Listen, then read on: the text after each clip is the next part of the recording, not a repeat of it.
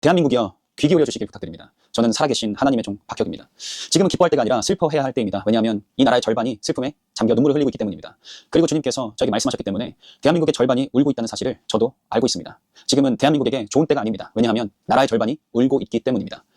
그리고 저의 인간적인 마음으로는 항상 주님의 음성을 전하는 일이 어렵습니다. 그러나 주님의 음성을 대언하는 주님의 종으로서 저는 제 생각이나 인간적인 의견을 전하기 위함이 아니라 오직 주님의 음성을 전하기 위해 존재합니다.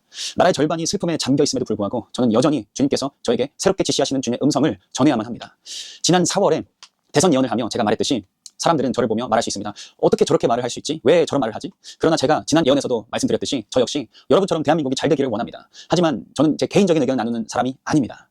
저는 인간적인 생각을 나누는 사람이 아닙니다. 저는 오직 하늘에서 온 말씀, 곧 주님의 음성만을 전해야 하는 특별한 부름을 받은 사람입니다. 저는 그 음성을 듣고 전하는 주님의 종, 곧 메신저일 뿐입니다. 많은 사람들이 제가 이렇게 하는 것을 조롱합니다. 저에 대한 핍박은 언제나 많았습니다. 그러나 제가 주님의 음성을 전하면 전할수록 그 핍박은 더욱 커져만 갔습니다. 왜냐하면 주님의 음성은 종종 사람들이 듣고 싶어하는 말씀이 아니기 때문입니다.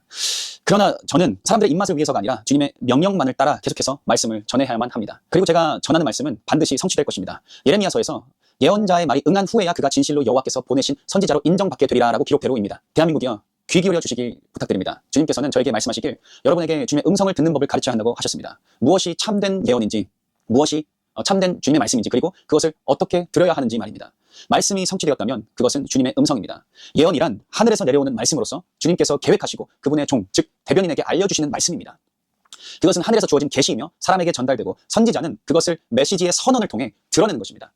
성경에도 이렇게 기록되어 있습니다. 아모스 3장 7절. 주 여호와께서는 그 종 선지자에게 그 계획을 나타내지 않고는 아무 일도 행하지 않으신다라고 쓰여 있습니다. 그렇다면 대한민국에는 무슨 일이 있었습니까? 주님께서 지난 4월부터 대통령이 좌파 진영에서 나올 것이라고 저에게 계시하셨습니다. 그리고 그것은 반드시 이루어질 일이라는 것을 저는 주님의 계시를 통해서 알았습니다. 그리고 그것을 대한민국 전체에게 선언하라고 주님께서 저에게 말씀하셨습니다. 그래서 제가 지난 4월에 영상으로 대선 예언을 선언했었습니다. 사실상 지난 4월이 되기 전부터, 사실상 지난 겨울부터 제가 대한민국을 향한 주님의 음성들을 전한 것들을 지난 겨울부터 자세하고 꼼꼼하게 들으신 분들은 지금 일어나고 있는 일들에 대해서 이미 지난 겨울부터 예언하며 예고하고 있었다는 것을 아실 것입니다. 지난 12월 23일부터 저는 탄핵 이후에 일어날 일들에 대해 주님의 경고 메시지를 전하기 시작했습니다. 그리고 지난 4월 26일 저는 이번 조기 대선에서 대한민국의 대통령이 누가 될 것인지 예언했었습니다. 제가 이번 선거에서 누가 당선될 것인지 예언했을 당시 후보자들은 아직 확정조차 되지 않은 시점이었습니다. 대통령 출마 선언조차 아직 다 이루어지지 않은 시점이었습니다. 즉 후보들이 확정되기 전 사람들이 누가 경쟁할지조차 정확히 알지 못하던 시점이었습니다.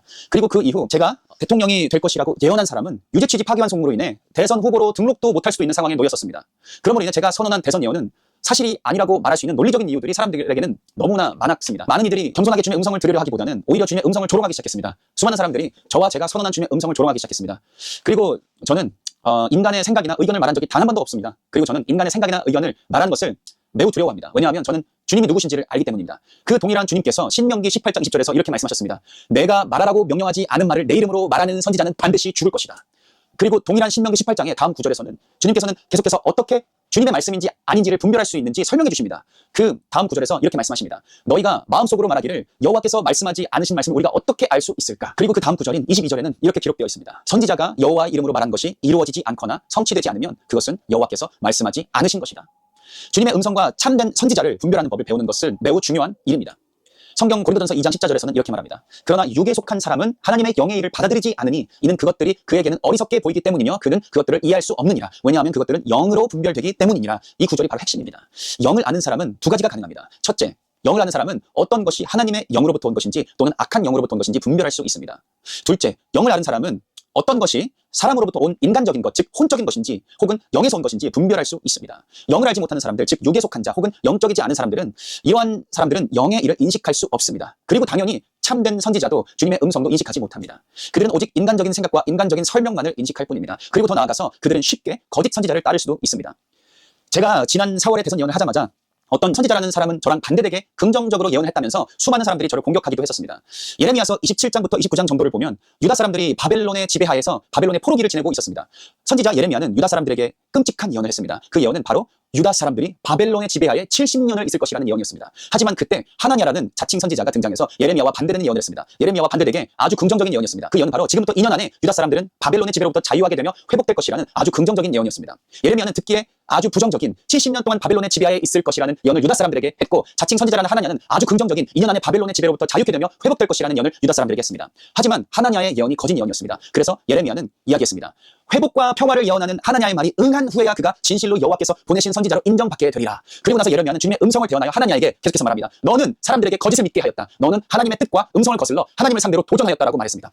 즉 하나냐에게 너는 사람들에게 거짓의 소망을 두게 했고 거짓을 믿게 했다라고 한 것입니다. 그리고 하나님께서는 예레미야가 하나냐에게 죽음을 선포하게 하셨습니다.